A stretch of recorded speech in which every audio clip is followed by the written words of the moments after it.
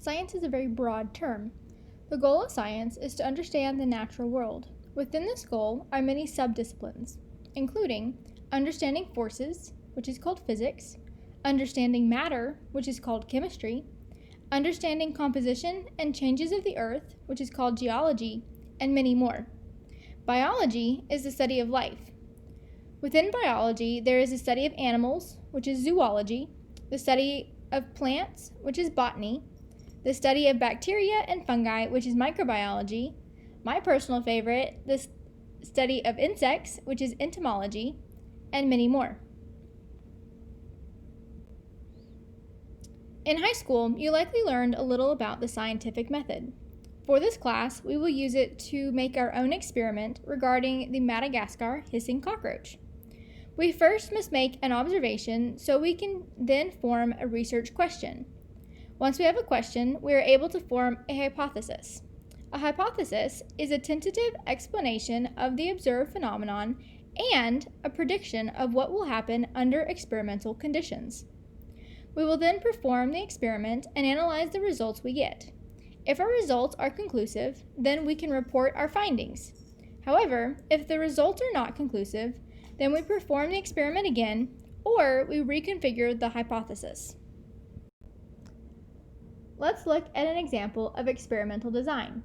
You might notice that your rose garden grows larger after a rain compared to when you water it with a water hose.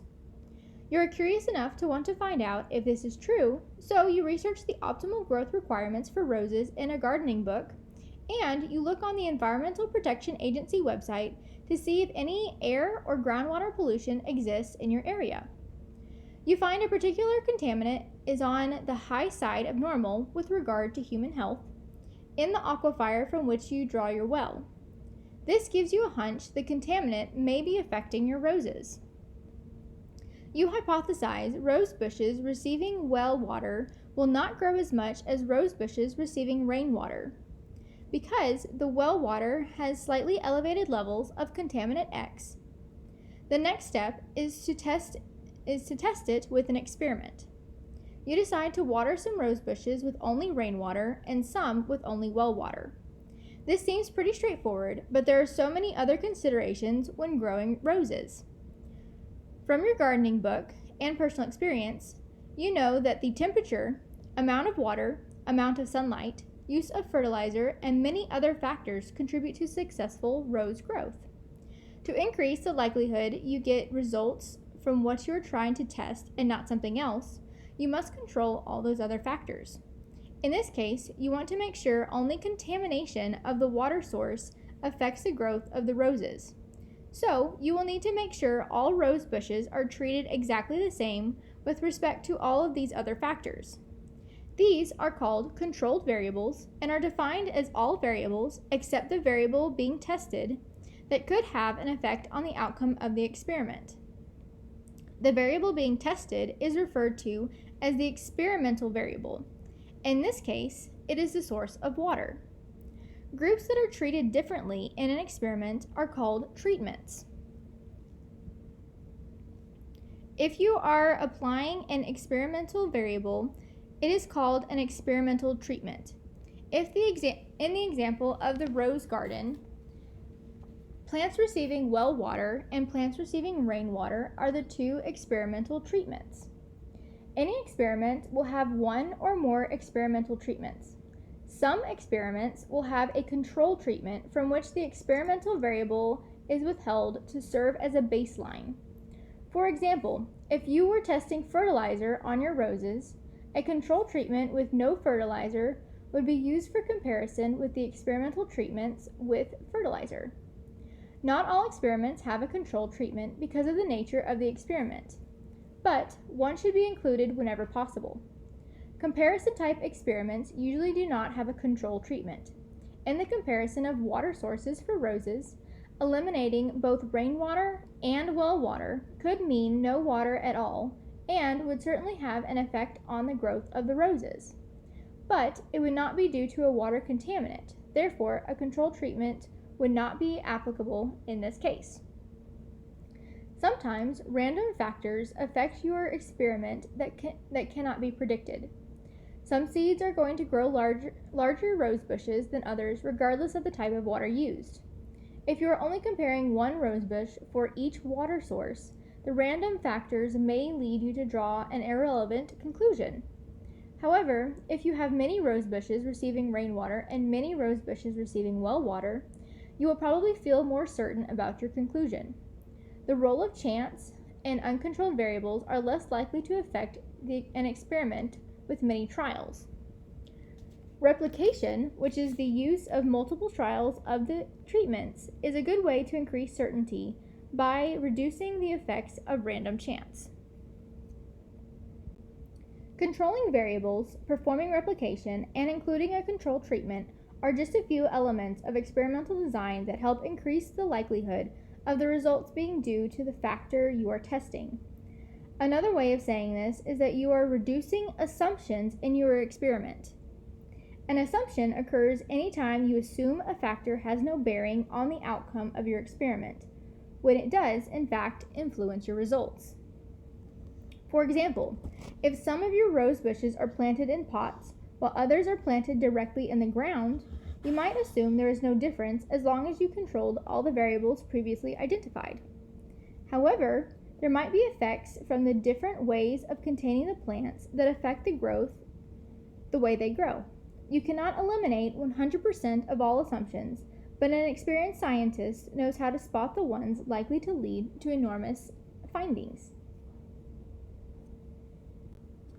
You expect manipulation of an experimental variable, also known as the independent variable, to cause a difference in the result, or dependent variable.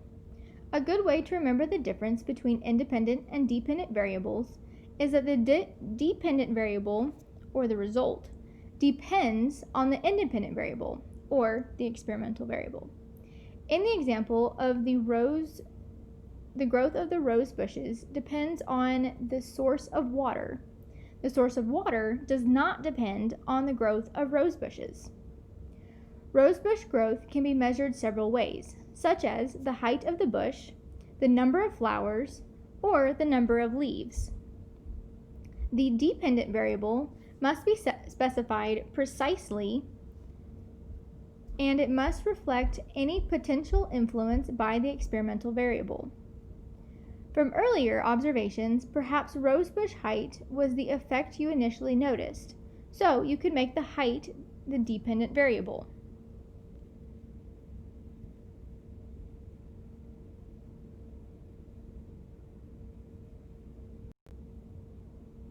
We are now going to jump ahead into Chapter 3. So, if you want to turn into your lab manual to page 16, you can follow along from there. Looking back on the scientific method, we have now made an observation, asked a question, formed a hypothesis, and performed an experiment using these rose bushes. So, we are now at the point where we need to analyze results. In this case, we're going to look at the length of Madagascar hissing cockroaches. We're going to measure the difference between males and females. In your head, I want you to go ahead and come up with your own hypothesis. Which do you think will be longer? Do you think that males will end up being longer or females? We are now going to look at the distribution of size of Madagascar hissing cockroaches. We have 3 females and 3 males for this experiment. X's are female, Y's are male. We use these numbers and then take an average, or find the mean. In this case, the mean of X is 57 and the mean of Y is 54. Looking at this, you might say that the female is larger than the male. But if you look at each individual number, females not only have the largest cockroach, but they also have the smallest. This is considered variance. We also need to look at the overlap. So, both males and females have fairly similar sizes if you look at it. Males seem to be more consistent with their size, at least of the ones that were chosen, but they also have a great deal of overlap when it comes to the same size as the females. This is a standard bell curve showing normal distribution. Some bell curves are short and wide, indicating wide variation within the data set, and other bell curves are tall and narrow, indicating more individuals falling closer to the mean and little variation. If you put two sets of data on the same graph, both males and females in this case, you could compare the two treatments visually. We're now going to look at a couple of examples. In this situation, you find the mean length of males and females is the same or nearly the same. However, the range in one sex varies greatly, while the other sex varies to a lesser degree. You have the same mean, but a different variance. This leads to a shorter, wider bell curve on top of a tall, narrower bell curve. In this situation, the variance from the mean is the same or similar, but the means are quite different. The first situation, the overlap is tremendous, while in the second situation, there is almost no overlap at all. Other possibilities are different means as well as different variance. This also happens often. We're now going to look at something called the student's t-test. The student's t-test is used to determine if the means differ enough and the variance and overlap are low enough to accept the hypothesis. Shown is the student's t-test formula. X represents the data for one data set. Y represents the data for another data set. X bar and Y bar represent the respective data set means. S represents the standard deviation. The subscript denotes the data set. N represents the number in the sample. The subscript also denotes the data set. And you take the absolute value of the formula. The negative sign is dropped if the answer is negative.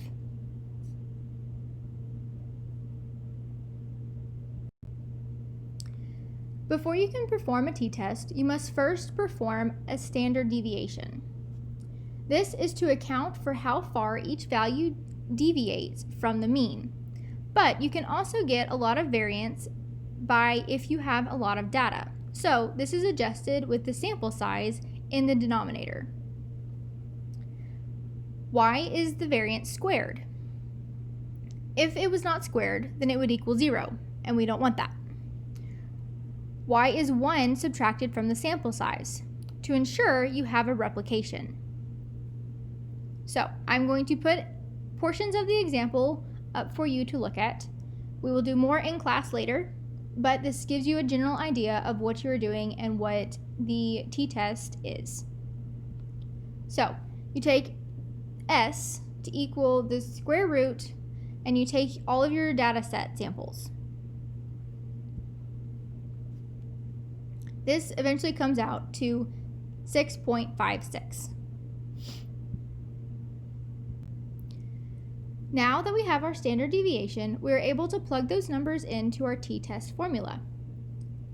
Shown below are now the standard deviation plugged into the formula as well as the rest of the variables. This gives us a t-value of 0.73. In our student t-test formula, we have the numerator, which compares means, the denominator, which accounts for sample size, accounts for variability, and outliers have less effect if sample is large. Our final formula that we are going to use is called degrees of freedom. This formula is fairly simple and is used to indicate the number of independent variables that can vary in an analysis without breaking any constraints. This one is simple enough. You simply take the number of variables in X, which in this case was 3, minus 1, plus the number of variables in Y, which was also 3, minus 1. Now that we have calculated all of our formulas, we are able to look at the t-distribution table. This can be found in the back of your book. This table shows the degrees of freedom, highlighted in green. Once you have your degrees of freedom, you're able to look at only this row. So in this case, we will only be looking at the row of 4. All of the numbers that are in purple are the t-values. So we will take our t-value of 0.73 and find it on our table. You are able to see that our t-value is less than any of the numbers found on the table. This leads us to look at our p-value. The p-value is the probability the results are just due to random chance. In this case, our p-value is 0.25, or 25%. While in many cases this may seem like a pretty decent result, 25% is considered not very good. We typically in science want to cut it off at about 5%. Otherwise, it is more likely due to random chance.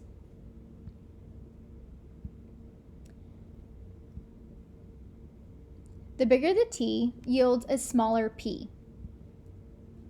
A bigger n, or number sample size, yields to a smaller p.